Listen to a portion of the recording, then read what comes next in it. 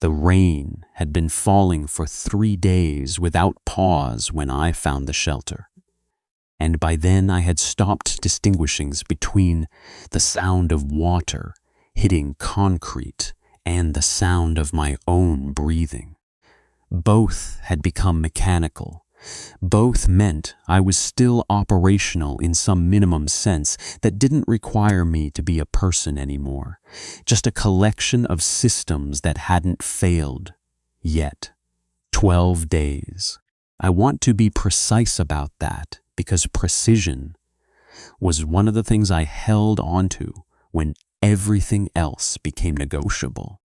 12 days since the national alert hit my phone while I was standing in a Migros in Winterthur, Switzerland, holding a bag of Bircher Muesli and reading the ingredients because I'd been told by my doctor to reduce sugar.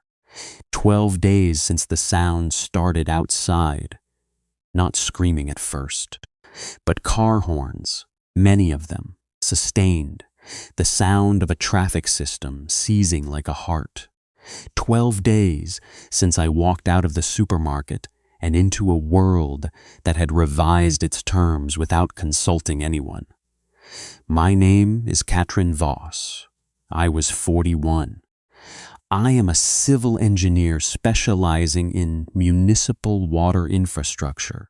I mention this because it matters later and because in the first days I kept telling myself that my professional knowledge would be useful, that understanding systems would help me survive. This was true, but not in the way I imagined. I will tell you what I built and what it cost to build it. I will not tell you I was brave. The shelter was beneath the Gemeindehaus, the municipal community building, in a village called Dettlikon, 15 kilometers north of Zurich, in the Wineland district. I had walked there over 3 days from Winterthur, moving through terrain I knew from weekend cycling trips, staying off the main roads after what I saw on the A1 motorway overpass on day 4. I will not describe what I saw on the overpass, except to say that the infected did not use the roads the way we used them. They used the roads the way water uses channels, filling them, following gravity, pooling where the terrain flattened.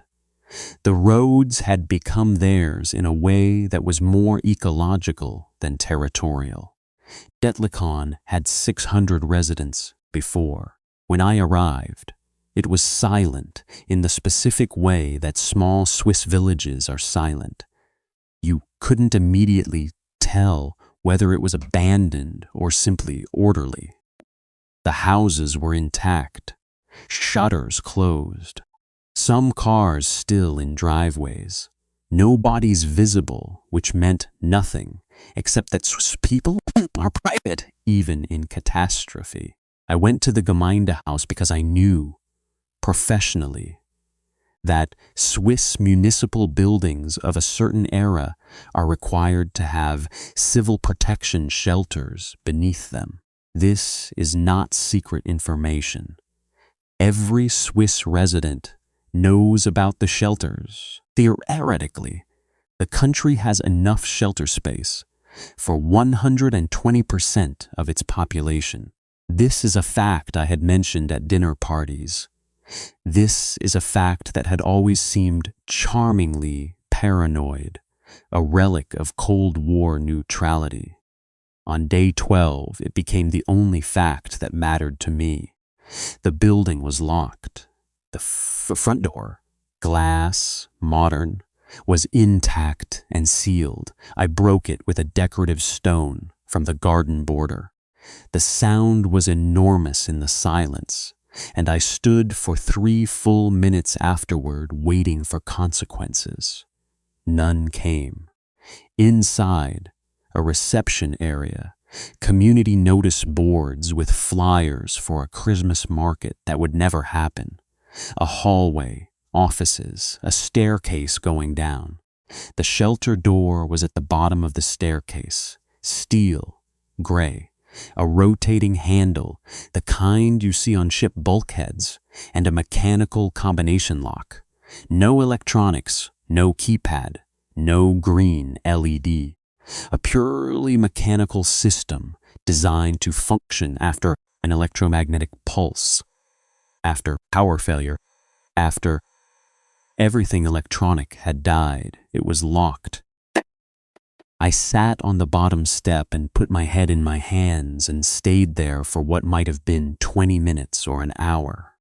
The exhaustion of 12 days hit me in that stairwell like a physical substance. I had not slept more than 90 minutes at a time. Since the Migros, I had not eaten a full meal in 4 days. I had been rained on, hidden in drainage, culverts, watched things happen to people who were slower than me. And now I was sitting in front of a locked door that represented everything: safety, shelter, supplies, survival, and I could not open it. But I am a civil engineer, and civil engineers do not accept locked systems. We understand that every system has an access point, a maintenance protocol, a vulnerability that exists not because of poor design, but because someone eventually needs to get inside and fix something. I went back upstairs. I found the building administrator's office. I searched it systematically. Every drawer, every file, every binder on the shelf. The Swiss are meticulous documentarians. In a green binder labeled Zivilschutz, civil protection, I found the maintenance schedule for the shelter, annual inspections, filter replacements, supply rotation dates, and on the inside cover, handwritten in pencil by someone who knew they might forget, the combination, 6 digits, written in a hand that was precise and small, and belonged to someone who had probably never imagined the combination would matter outside of an inspection day. I went back downstairs. I entered the numbers. The lock turned, the handle rotated, the door opened. Behind it, a concrete staircase descending further, and at the bottom, a second door, this one unlocked, heavy, rubber sealed. I pulled it open, and the air that came through was cool, dry, and completely still. It smelled like concrete and nothing else. No rot, no damp, no death. The shelter was large, built for 200, according to the placard by the entrance. A single main room with a low ceiling and rows of metal bunk frames. No mattresses, but the frames were there, stacked against the far wall. Crates. I opened the first one with shaking hands. Water purification tablets. The second. Canned food, military surplus, labeled in German, within date. The third. Medical supplies, basic but real. There was more. A ventilation system with manual operation. A hand crank that could supplement the passive air intake. A sealed water tank, full, connected to a spring-fed source. A chemical toilet system. Emergency lighting. Battery-powered, functional when I found the switch. A radio. Shortwave. Manual tuning. Battery and hand crank powered. I closed both doors behind me. I sat on a bunk frame in the white emergency light and cried in a way I hadn't cried since I was a child, full body, without dignity, because the relief was so total that it broke something open in me that I'd been holding shut by force for 12 days. I was safe, I was enclosed, I was alone, and I was alive, and nothing could reach me here. That was the first night. I slept for 14 hours, When I woke, I did what I do. I assessed. I quantified. I made lists. Water, approximately 3,000 liters in the sealed tank. At 3 liters per day for one person, that was 1,000 days. Absurd abundance. Food, 240 cans of various preserved meals. At 2 per day, 120 days. Medical, bandages, antiseptic, basic antibiotics, painkillers, water purification tablets. Redundant with the tank, but good for external supply. Ventilation, functional. The passive intake drew air through a filtered shaft that exited somewhere above ground. I could hear wind in it faintly. The hand crank supplemented this. I would need to operate it for 10 minutes every 4 hours to maintain optimal air quality for more than 4 occupants. For one person, passive was sufficient. Radio, functional. I tuned through frequencies and found 3 signals. 2 were automated emergency loops, one from the Swiss federal government, one from the EU Civil Protection Mechanism, both repeating instructions to shelter in place and await military coordination. The third was a live voice male, speaking Swiss German, identifying himself as part of a cantonal emergency coordination unit in Schaffhausen. He was broadcasting at regular intervals. Location requests, survivor counts, supply status queries. He asked anyone listening to respond with their coordinates and number. I did not respond, not yet. I sat with the radio in my lap and listened to him speak into the emptiness. And I thought about what responding would mean. It would mean being known, being located, being counted. And being counted meant being part of a system again, which meant being subject to decisions made by others. I'd spent 12 days watching systems fail. Traffic systems, communication systems, the social system that says people don't eat each other. I was not ready to trust another system. I ate 2 cans of food. I drank half a liter of water. I inspected every corner of the shelter with the emergency light and found it clean, intact, and mine. I began to make it work. Over the next 3 days, I organized the supplies, established a schedule, listened the ventilation, and listened to the radio. The federal loop did not change. The EU loop did not change. The man in Schaffhausen broadcast at 8, 1200, and 1800.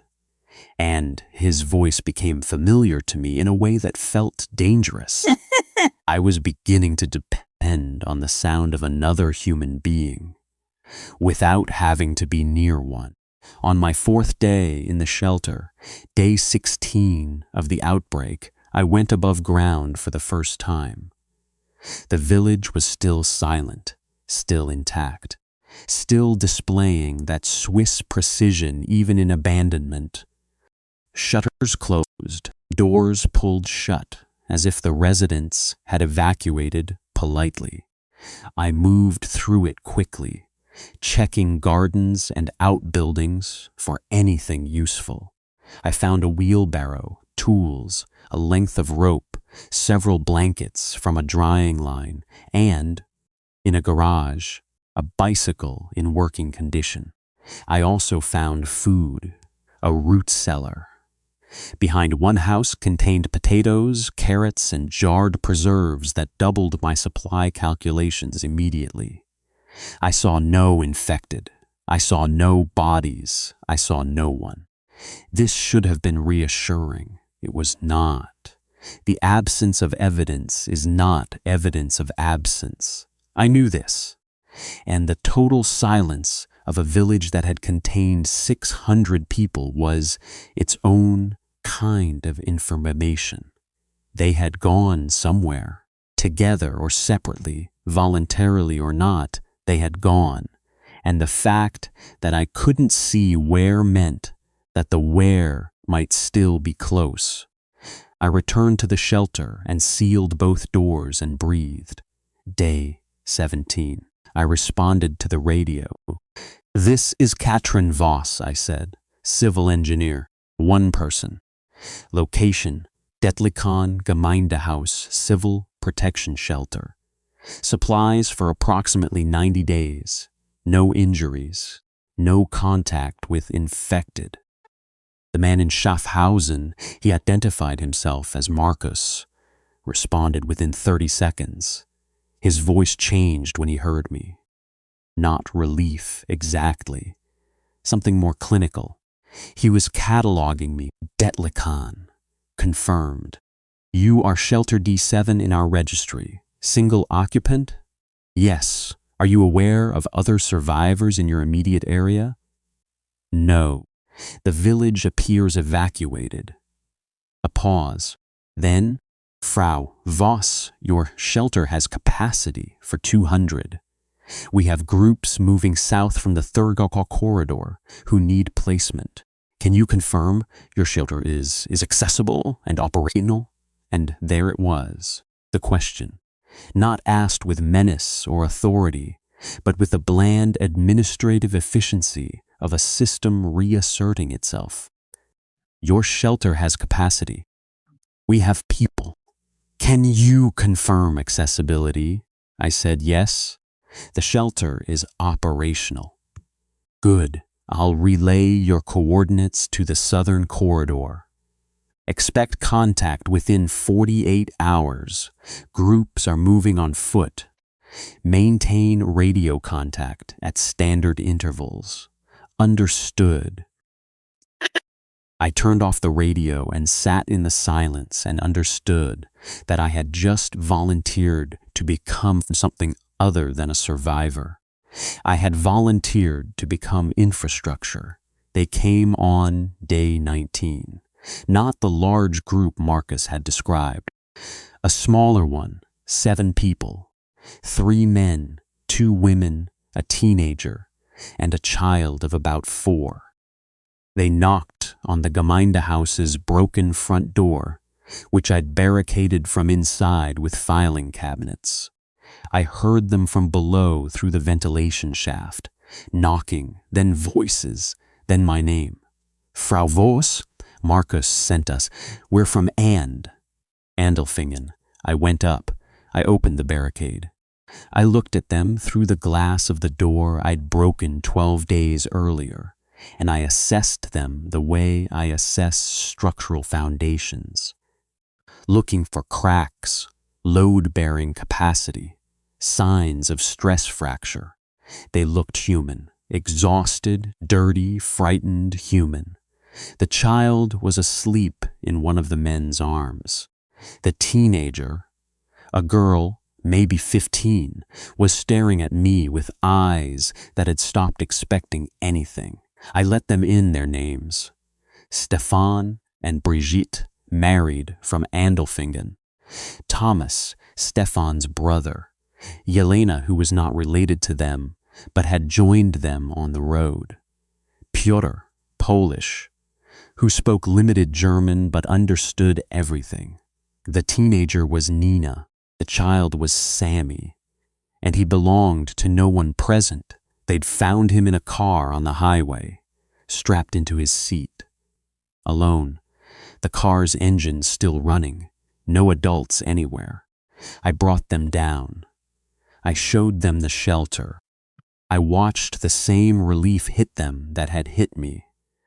The tears, the collapse of held tension, the almost disbelieving touching of walls and bunks and supply crates.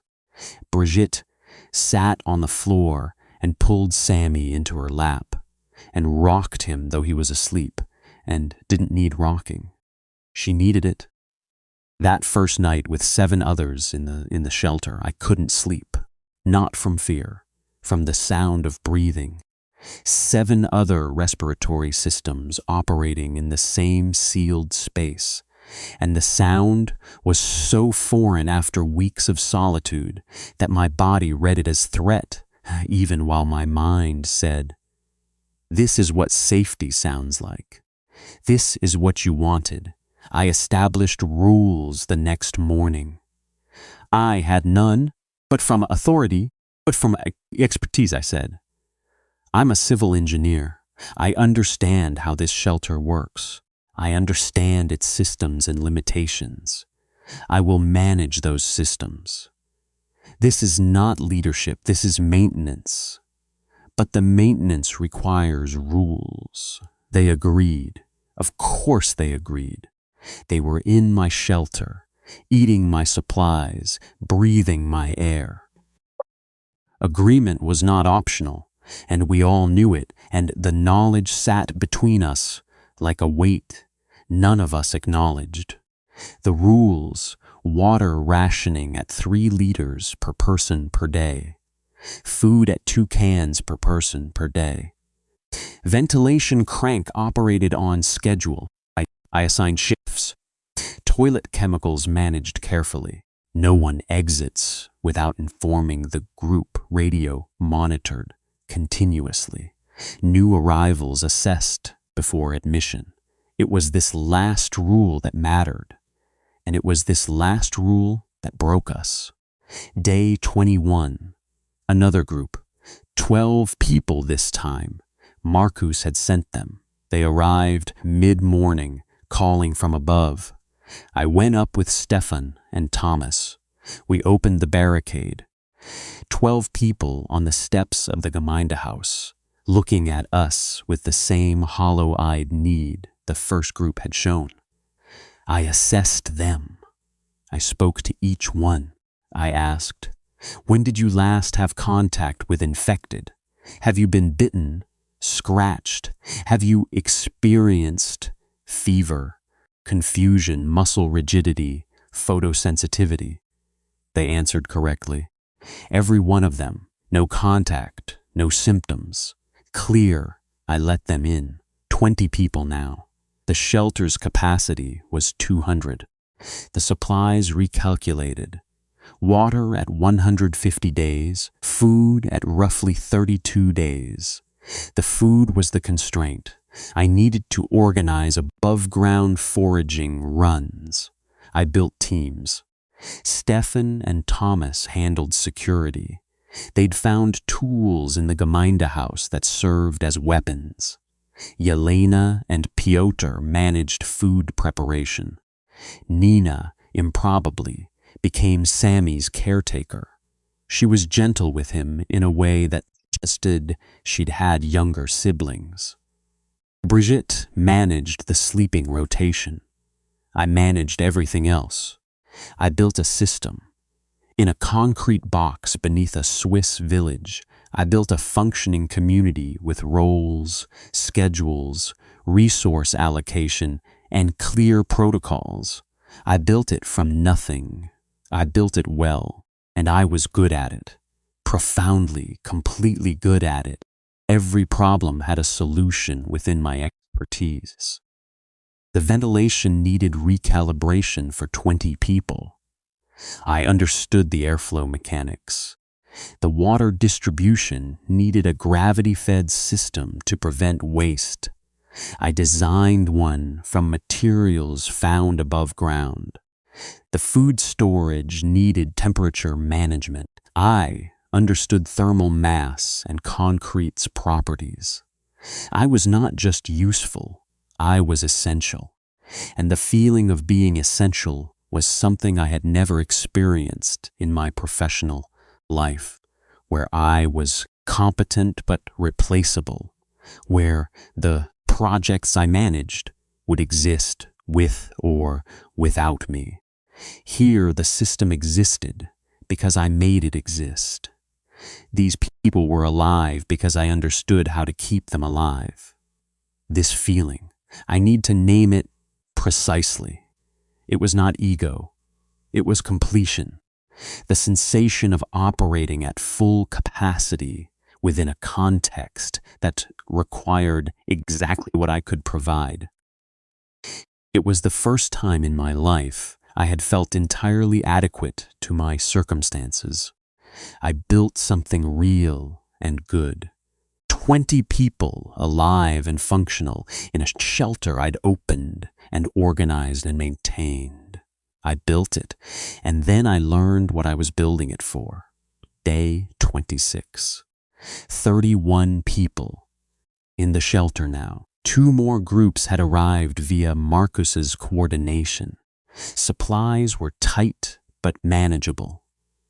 The foraging runs were successful, the village's cellars and gardens yielding more than expected. Morale was functional if not high. People had tasks. People had schedules. People had enough.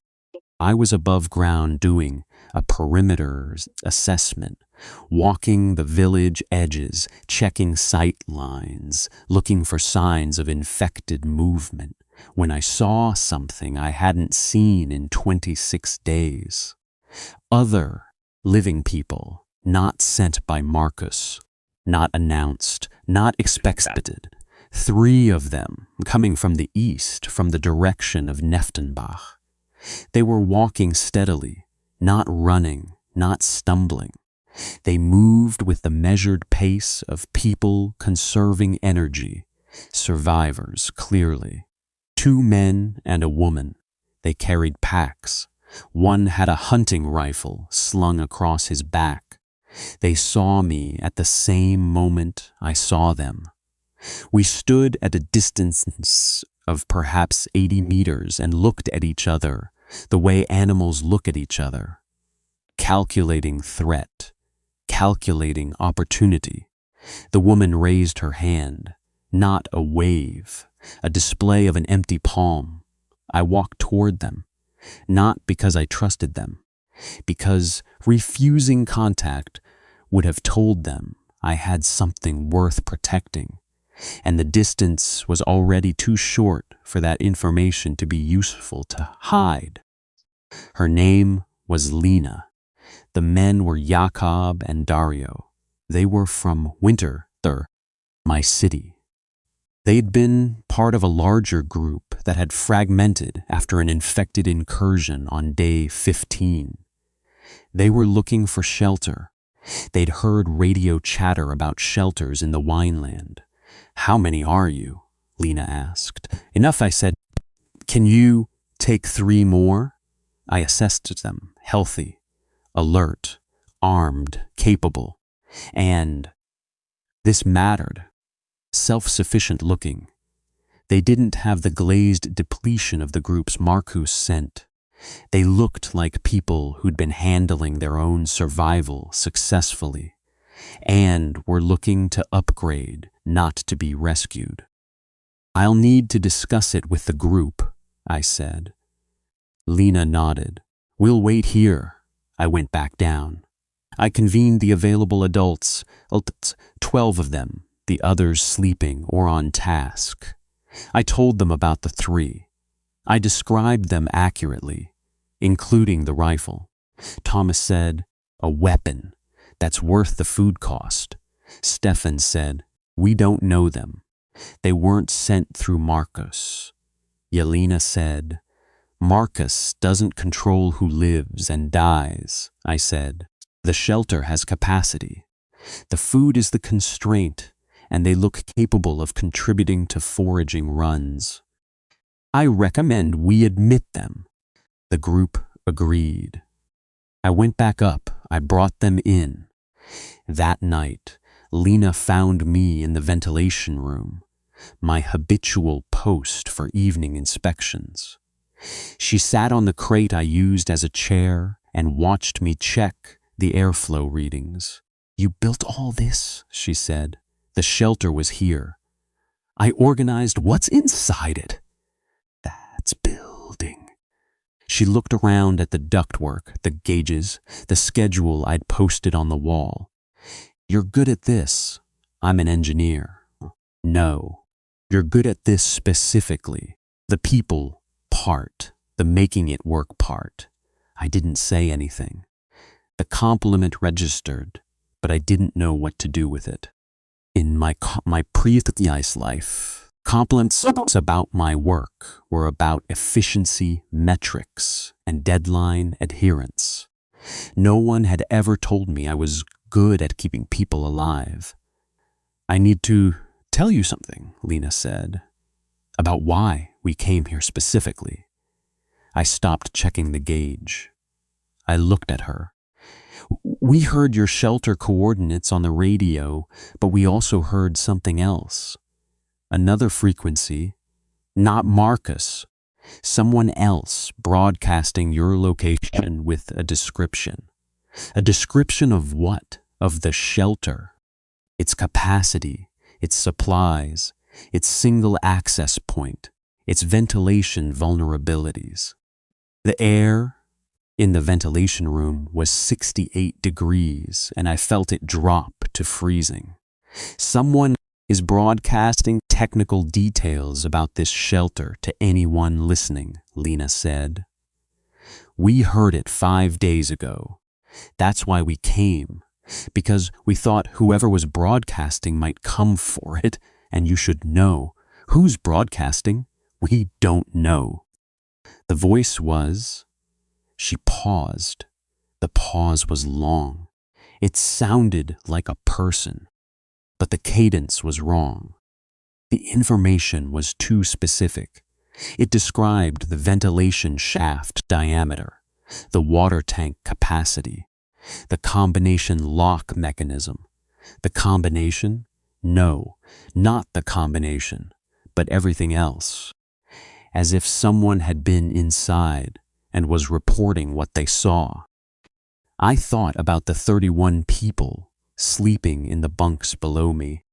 I thought about the groups that had come through Marcus, who I'd assessed and admitted.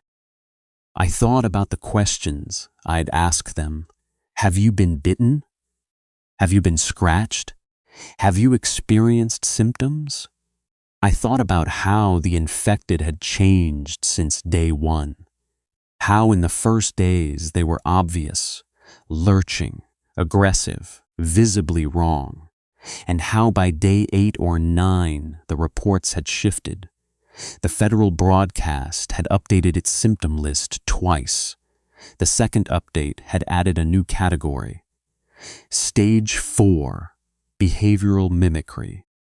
Infected individuals in late-stage transformation may exhibit controlled movement, appropriate verbal responses, and apparent social cognition for periods of up to 72 hours before full conversion. 72 hours. 3 days. I had never kept anyone in assessment for 72 hours. The longest I'd observed a new arrival before admitting them to the general population was 4 hours. I looked at Lena. She looked at me, and I understood that she was telling me something I already knew but had refused to calculate.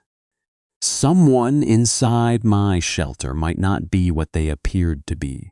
I did not sleep that night. In the morning I did something I'm not proud of, but which I will describe accurately, because accuracy is the only thing I have left. I changed the rules. I called everyone together, all 34 of us now, and I said, new information suggests that infected individuals may pass initial assessment without showing symptoms. Effective immediately, all new arrivals will be held in isolation for 72 hours before admission to the general shelter. Additionally, I am implementing a daily health check for all current residents. This is precautionary. This is for everyone's protection. The daily health check was a lie. It was not for everyone's protection. It was for my observation. I needed to watch the people I'd already admitted, the ones who'd been here less than 72 hours when the rule would have caught them, and I needed to see if any of them were wrong. I watched for 4 days. I watched how people ate, slept, spoke, moved. I watched for the wrongness that Lena had implied, the cadence that didn't match, the knowledge that shouldn't exist. I found nothing. Everyone behaved like exhausted, frightened survivors. Everyone moved like human beings. Everyone slept like people who were tired. No one exhibited anything I could point to and say, that's the flaw. But the suspicion didn't leave. It settled into me like sediment. And here is what suspicion does in a closed system. It becomes structural. It becomes part of the architecture. I couldn't look at the people I was keeping alive without calculating the probability that one of them was not what they seemed. And that calculation colored everything. I began watching the ventilation readings more carefully. If an infected individual was present, would their metabolism register differently? Would CO2 production change? Would the air carry something? I began watching the food consumption. Was anyone eating differently? Less? More? Was anyone refusing certain items? I began watching sleep patterns. Was anyone not sleeping? Was anyone sleeping too deeply, too long, in a way that suggested something other than exhaustion? I did this for 8 days. I found nothing conclusive. I found only my own paranoia, which grew like mold in the sealed environment I'd built. On day 34, 46 of the outbreak, something happened that resolved nothing, but changed everything. Sammy spoke for the first time. The child, 4 years old, found alone in a car, had not spoken since his arrival. Not one word. Nina cared for him, fed him, held him, and he responded physically, taking food, clinging to her, sleeping against her, but he had not made a sound. We'd assumed trauma. We'd assumed shock duct. Capacity for child psychology in a bunker was 0. We simply accepted his silence and hoped time would help. On day 34, at approximately 0300, I know the time because I was checking the ventilation. Sammy spoke. Not to Nina, not to anyone present in the visible sense. He was sitting upright on his bunk in the dim emergency light, facing the wall and speaking in a clear, calm voice that carried across the sleeping room. He was reciting numbers, a sequence of 6 numbers. Over and over, I stood in the doorway and listened. The numbers were the combination to the shelter door, not a close approximation, not a child's garbled version. The exact 6-digit sequence I had entered on day 12, which I had told no one, which I had not written down anywhere inside the shelter, which existed only in the green binder, in the administrator's office upstairs, and in my memory. He recited it 11 times before Nina woke and gathered him into her arms, and he went silent again. He did not appear to have been awake.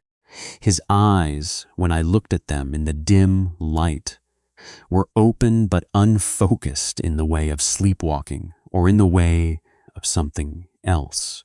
I did not tell the group. I should have, I know this. I should have gathered everyone and said, the child knows the combination, and I don't know how.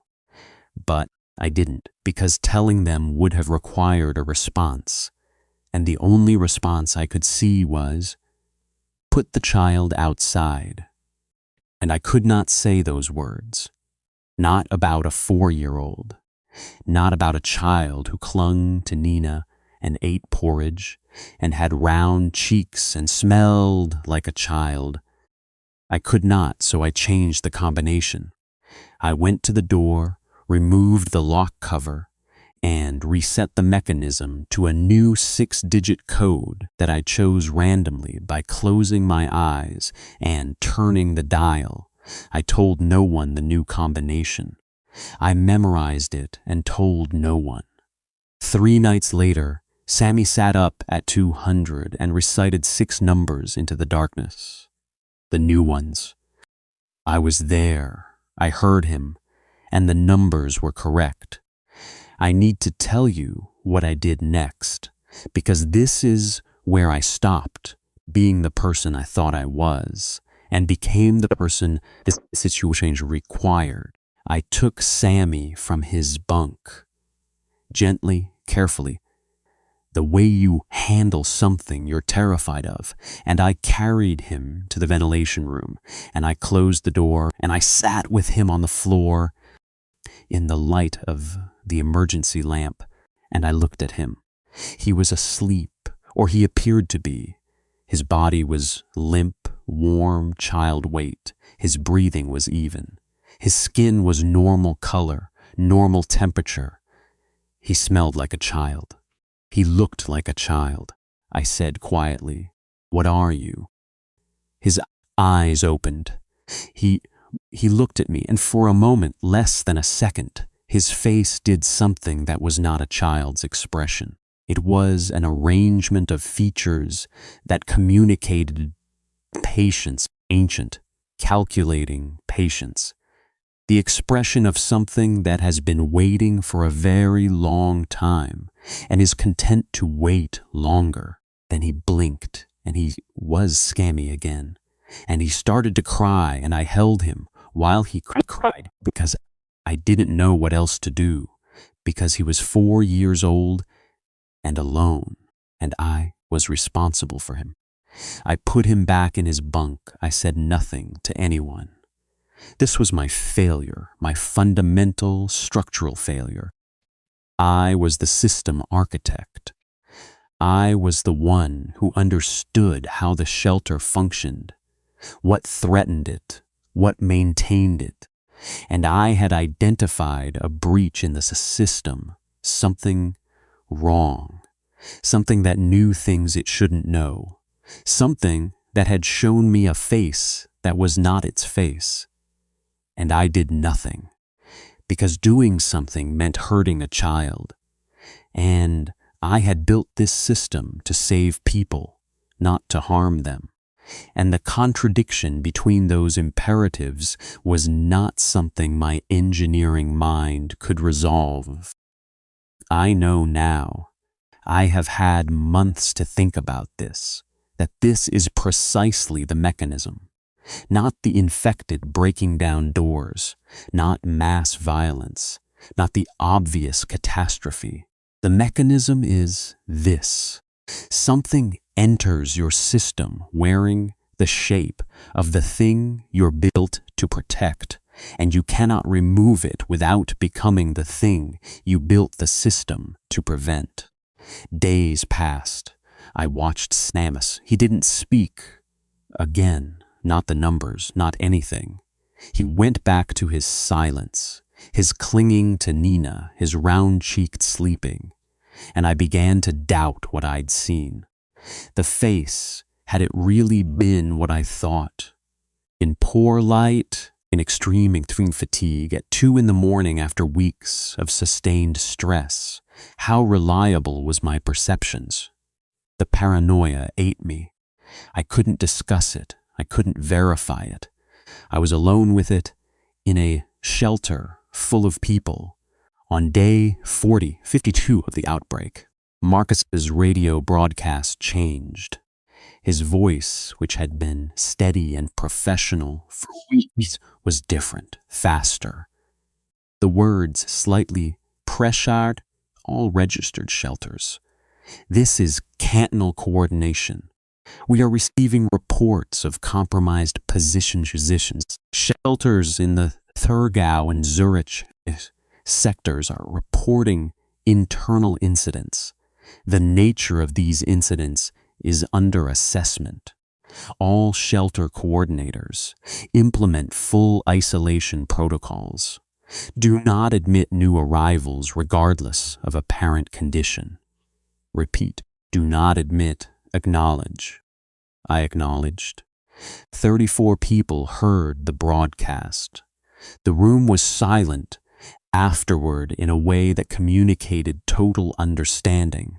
Stefan said, internal incidents. What does that mean? It means what happened in other places, Yelena said. Someone inside turned. We've been together for weeks, Thomas said. If someone was going to turn. 72 hours was an early estimate, I said. Everyone looked at me. The reports have been updating. Longer incubation periods have been observed. Weeks, possibly. How many weeks? I don't know. The silence again, 34 people looking at each other and seeing the same question in every face. Is it you? What followed was the worst period. Not because anything happened, nothing happened. No one turned, no one showed symptoms, no one did anything wrong. But the trust infrastructure, the invisible system that held us together more fundamentally than the concrete walls, developed fractures that I could monitor but not repair. People stopped eating near certain others. Sleep shifts became contentious. No one wanted to sleep adjacent to someone they didn't know well. The three groups that had arrived separately began to recoalesce into factions. Original group, first arrivals, later arrivals, Lena's group. Lines drawn by time of arrival as a proxy for trustworthiness. The longer you'd been here without incident, the more human you were presumed to be. I was trusted absolutely because I'd been here alone before anyone else. I was the foundation, the original occupant, the one beyond suspicion, and I was the one watching a child recite access codes in his sleep and saying nothing. Day 45. The radio went silent, not gradually, completely. Marcus's frequency produced only static at 120800, 1200, and 1800. The federal loop continued, but its content hadn't changed in weeks. The EU frequency was gone. We were alone with our own signals. That night, I was in the ventilation room, and Lena came in. I need to tell you something else, she said. About the broadcast? About us. About why we really came here. I waited. We didn't hear the broadcast by accident. We were looking for it. Specifically. Why? Because we'd heard it before. At our previous shelter, an underground car park in Winterthur, 15 of us. Well organized. We heard a broadcast describing that shelter's layout in the same detail. Same wrong cadence. Same impossible specificity. What happened? Lena was quiet for a long time. Then, on the fourth day, after we heard the broadcast, 3 of our people turned simultaneously, not one by one. 3 at once, as if they'd been on a timer, coordinated. How? Because I'd moved us, Jakob, Dario, and me, to a secondary position the night before. I didn't trust the timing. I separated us from the group. You left 12 people. Yes, you left 12 people because of a feeling. I left 12 people because I'd heard something describe our shelter from the inside, and I couldn't identify who was carrying the information out. I looked at her. She looked at me, and I understood that Lena had done what I was refusing to do. She had looked at the system, identified the breach, and cut her losses, 3 saved out of 15.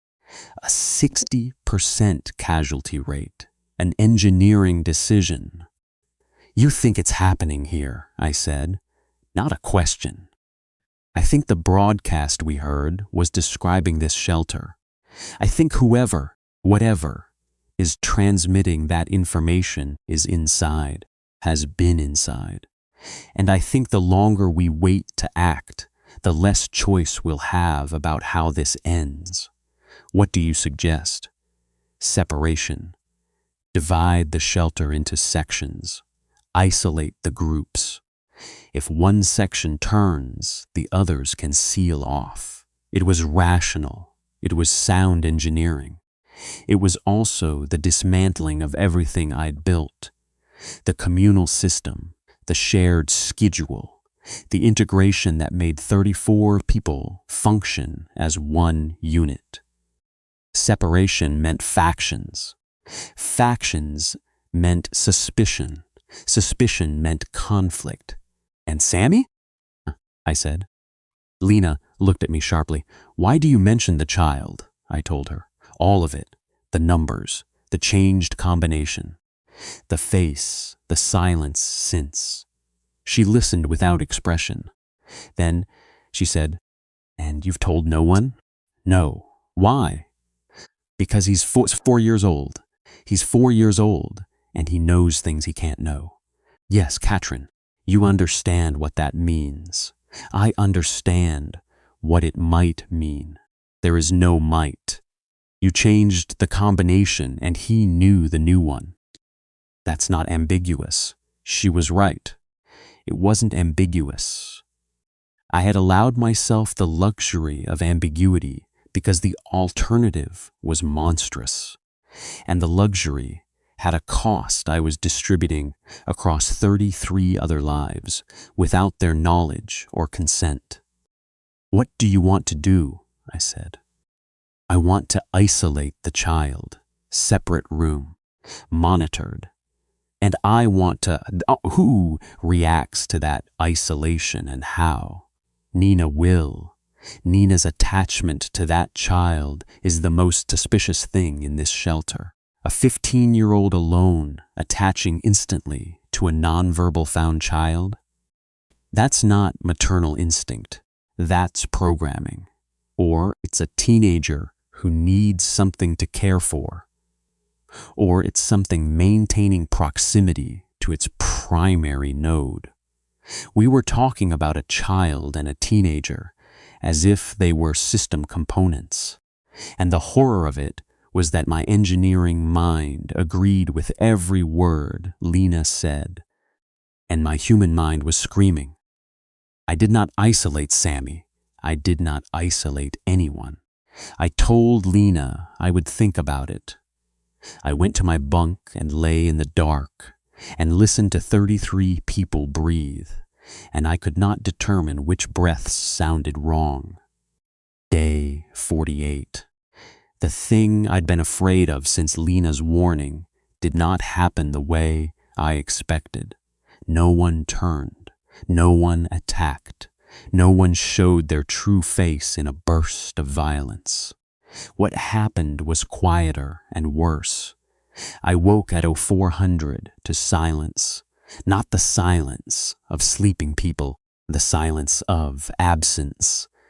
I got up. I walked through the shelter. Every bunk was empty. Every bunk. 33 bunks, all empty. Blankets pushed aside, personal items left behind. The shelter was vacant. I checked every room, the food storage, the ventilation room, the sanitation block, the radio room, empty, all empty. I went to the main door, the steel door at the top of the staircase. It was open. The combination lock was disengaged. The door stood ajar, letting in cold night air from the corridor above. 33 people had gotten up in the night, opened the door with a combination only I knew, and walked out, without sound, without waking me without leaving any sign except empty bunks and a door standing open. I want to be clear. The combination was new. I had changed it after Sammy's second recitation. I had told no one. The only beings who knew it were me and a 4-year-old child who spoke it in his sleep. I stood at the open door and looked up the staircase into darkness, and I did not follow. I sealed the door. I re-engaged the lock. I set a new combination, my 4th, and I went back down, and I sat in the empty shelter surrounded by evidence of 33 lives, and I tried to understand what had happened. The radio was still on. Static on Marcus's frequency, the federal loop continuing its meaningless repetition. I sat there until morning. At 0800, I went above ground. The village was not empty anymore. They were there, all 33 of them, standing in the Gemeindehaus parking area, in the rain, in a loose cluster, not moving, not speaking, facing the building, facing the entrance, facing me. I stood in the broken doorway and looked at them. Brigitte, Thomas, Yelena, Piotr, Nina, holding Sammy, Lena, Jakob, Dario, all of them. Everyone I'd admitted, everyone I'd assessed and approved and integrated into my system. They stood in the rain and looked at me with faces that were their faces, unchanged, uninjured, recognizable, and eyes that were not wrong, not monstrous, not the lurid wrongness of horror films, just distant, as if they were looking at me from behind themselves, as if the person I'd known was still there, still the outermost layer, but the thing doing the looking was deeper. Sammy raised his hand, a small child's wave. His face was smiling. I went back inside. I sealed the Gemeindehaus as best I could, filing cabinets, chairs, everything heavy, pushed against the broken front door. I went below. I sealed the shelter door. I sat in the ventilation room, and I thought they hadn't attacked me. They hadn't tried to force entry. They'd left the shelter voluntarily and assembled outside and waited for me to see them. This was not aggression. This was demonstration. They were showing me what I'd built. 33 people delivered to this location through a radio coordination system, assessed and admitted by me, fed and housed and organized by me, integrated into a functioning system by me. I had done the gathering, I had done the selecting, I had done the building, and whatever process had been running beneath their surfaces, however long it had been running, from the beginning perhaps, from before they arrived perhaps, had now completed. I had built a shelter that worked perfectly, and the thing that had needed it to work was not the people inside. I understood, sitting alone in a shelter built for 200, what the broadcast Lena had described was for. It wasn't reconnaissance. It wasn't intelligence gathering. It was advertising. Something was broadcasting the specifications of shelters to survivors because it needed survivors to fill them. It needed someone to build the system, to organize, to schedule, to maintain, because the system itself was what it needed, not the concrete, not the supplies, the social architecture, the trust, the routine, the acceptance. It needed someone to do what I'd done, create a space where people lowered their defenses, established patterns, and stopped assessing each other. A space where something could grow inside 33 people simultaneously without noticing, because the environment was designed to feel safe. I had built an incubator, and I had built it with the same professional satisfaction with which I'd built everything else in my career. They stayed outside for 3 days. I could hear them through the ventilation shaft, not voices, but movement. Footsteps, repositioning. They never tried the door. They never knocked. They simply remained present, patient, as if waiting for a process to complete. On the 3rd day, day T51, I heard a new sound through the shaft. More footsteps, many more, coming from the east, from the direction of Neftenbach, dozens perhaps more. The ones I'd built were calling others. I decided then the decision was not brave, it was engineering. The shelter had a second exit, the emergency tunnel. I'd mapped it in the first week but never used it. It ran 90 meters east and exited through a hatch in a field behind the Gemeindehaus, the field where the new ones were approaching from. I couldn't use it. Both exits were compromised. The shelter, my system, my achievement, was a closed box with no way out that didn't lead through them. I am writing this from inside the shelter. I have been alone here for 7 days. The food will last me, alone, for approximately 800 days. The water is essentially permanent. The air functions. The radio produces only static. I can hear them above more each day. The sound through the ventilation shaft is not footsteps anymore. It is a hum, low, constant, the sound of many bodies occupying the same space in the way I taught them, organized, scheduled, patterned. They are doing above ground what I built below ground. They are running my system.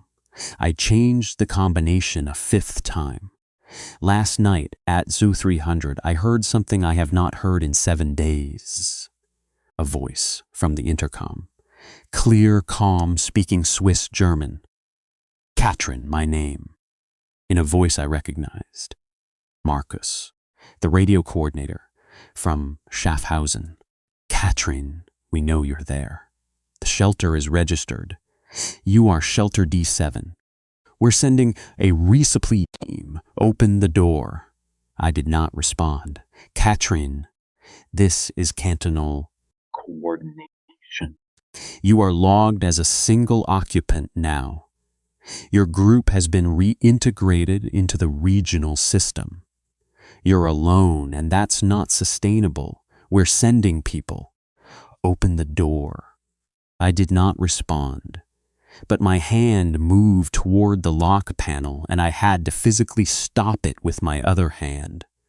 Because the voice was right, I am alone, and being alone is not sustainable, and the system works when people are in it. And I am good at making systems work. And the thing I am most afraid of is not what's on the other side of the door. It's that I want to open it. I am writing this as a document. I am placing it in the binder where I found the original combination. If someone finds this shelter after me, they should know the system works. The shelter is well built. The supplies are adequate. Everything here functions as designed. Do not open the door. Not because of what's outside, because of what's inside you that the door activates. The need to organize, the need to fill the space, the need to make it work. That need is not yours.